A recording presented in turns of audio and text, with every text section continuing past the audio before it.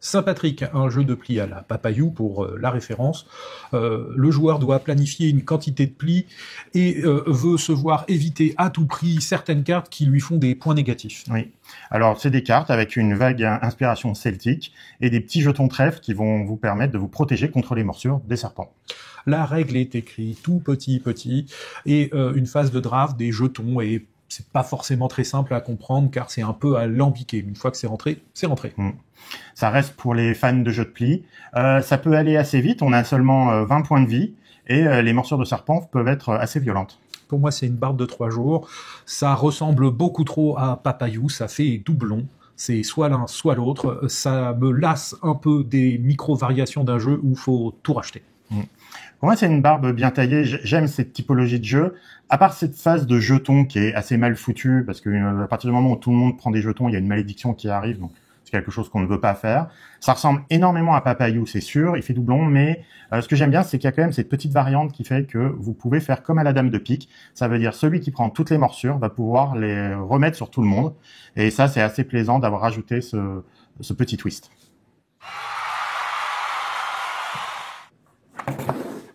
Présage, un jeu de défausse par équipe avec des cartes de divination qui ont des effets.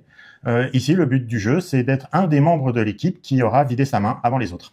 Les cartes sont très joliment illustrées avec un joli effet foil. Oui, les règles tiennent sur une page recto-verso. Les effets des cartes sont pas forcément évidents à comprendre du premier coup. Il faut plusieurs parties pour que ça rentre. C'est pour des équipes, donc 4 à 6 joueurs, qui aiment les pafs dans ta gueule. Exactement. Pour moi, c'est une barbe de 3 jours. J'étais très hypé au début par le matériel du jeu, puis par ce qu'on a vu sur les réseaux sociaux. Mais au final, les premières parties ont été vraiment achetées à la poubelle parce qu'il faut pouvoir appréhender toutes les cartes au moins une fois, c'est-à-dire les avoir eues dans son jeu pour bien les comprendre. Et ça va vous prendre 3, peut-être ou 4 parties pour toutes les voir.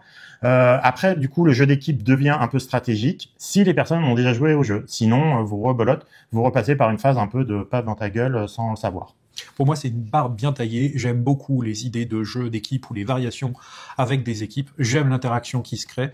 Cependant, j'ai une impression d'y avoir déjà joué et je ne sais pas pourquoi.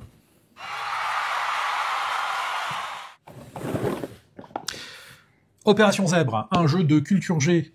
On prune pas mal d'éléments d'indices pour dépenser un minimum de points.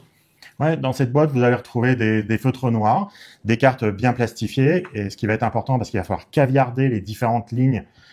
Il existe différents thèmes, vous avez du cinéma, de la série, des personnages, de la géographie, et même une petite boîte de voyage inclus. Et donc pour moi, je trouve que c'est plutôt bien édité. Oui. La règle, ça s'explique en 30 secondes, 1 minute pour les plus récalcitrants, une version coop ou compétitive disponible. Alors, c'est pour les amateurs de culture générale. Plutôt quarantenaire, je dirais, parce qu'il y a quand même certains films ou certaines séries qui ont plusieurs années, et il peut y en avoir aussi des très récentes. On peut y jouer jusqu'à 12, et ça peut marcher vraiment à tous les nombres de joueurs. J'y rejoue très volontiers, je le propose assez régulièrement, soit pour finir la soirée, soit pour briser la glace. Ouais, moi c'est une barbe bien fournie. J'en attendais pas grand-chose et en réalité c'est le jeu qu'on a le plus joué sur les derniers mois, dernières semaines. Même à faire deviner, c'est challengeant parce que vous avez vraiment une réflexion à faire sur les indices que vous allez donner. Y jouer en mode hardcore quand il reste vraiment très peu d'indices est vraiment challengeant et c'est vraiment rigolo d'avoir cette divination pour trouver la solution. En plus, le texte des cartes est diaboliquement mis en page. Ils ont bien pris le soin de mettre les mots aux bons endroits. Voilà. Et en plus, il n'y a pas de notion d'être le premier à répondre. On vous demande juste de donner une réponse et de donner la bonne. Et ça, je trouve ça bien. Ouais, pour moi, c'est une barbe fleurie. Ça s'explique vite. Le système de points est efficace. J'aime l'ambiance qui se dégage autour de la table, même à 3 joueurs. Idéal.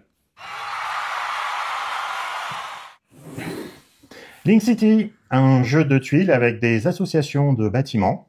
Vous allez être à tour de rôle, soit maire, soit conseiller municipal d'une ville, où vous devez construire 3 à 4 bâtiments, et les autres joueurs vont devoir deviner où les constructions vont avoir lieu. C'est un bon matériel, c'est simple, c'est efficace, c'est lisible. Les plots de différentes couleurs ou avec les différentes rayures, c'est extrêmement lisible, avec des bâtiments loufoques, un paravent tout simple. Il y a ce qu'il faut, c'est agréable à manipuler. Ouais, la règle est bien foutue, ça s'explique en 5 minutes, on peut même l'expliquer tout en jouant, ça c'est très bien. Faut compter 30 minutes de partie, qui peut se jouer de 2 à 6, Ça tourne très très bien à 3 ou 4, à 2, on comprend pas trop l'intérêt. À jouer avec de très bons amis, car la politique peut très très vite s'en mêler et va très vite s'en mêler. Ouais, c'est une barbe fleurie pour moi. J'ai beaucoup aimé. Je voyais le concept du jeu quand il a été vendu. Je me suis dit encore une sorte de Dixit-like entre guillemets, de faire des associations d'idées, d'images, bref, peu importe. Mais là, on s'en fiche complètement du score. C'est un jeu d'ambiance. On rigole, on râle des choix, on donne parfois des justifications complètement éclatées. On défend aussi ses idées politiques à tour de rôle pour que sa ville ressemble un peu à la sienne. Et puis voilà, moi j'aime bien parce que ça me paraît logique de devoir dire que l'EHPAD doit être à côté de la déchetterie. Logique. Pour moi, c'est une barbe bien taillée, c'est amusant. Cependant, j'ai vraiment beaucoup de mal avec le système de scoring. Pour moi, c'est vraiment un jeu d'ambiance, on rigole, et peu importe le score. Medical Mysteries, New York Service d'urgence, une boîte avec des enquêtes médicales à l'odeur de Dr House, ou série urgence, comme vous voulez, avec un patient, des symptômes, il faut trouver le bon traitement avec la bonne ordonnance. Oui.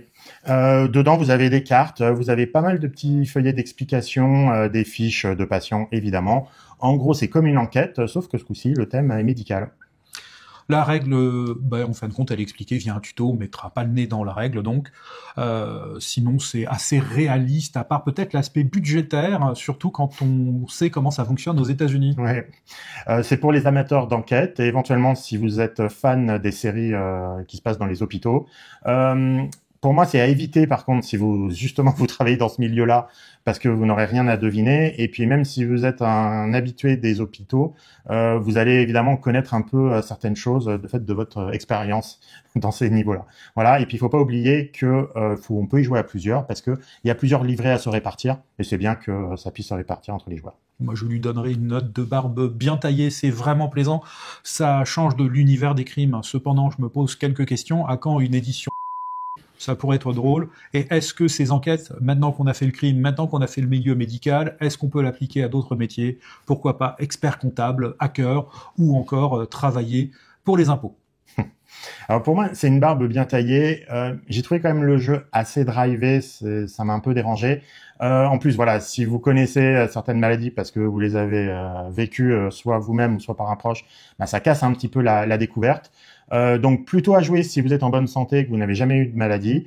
Et puis j'aimerais bien en effet moi aussi une version 2 avec la gestion des budgets potentiellement.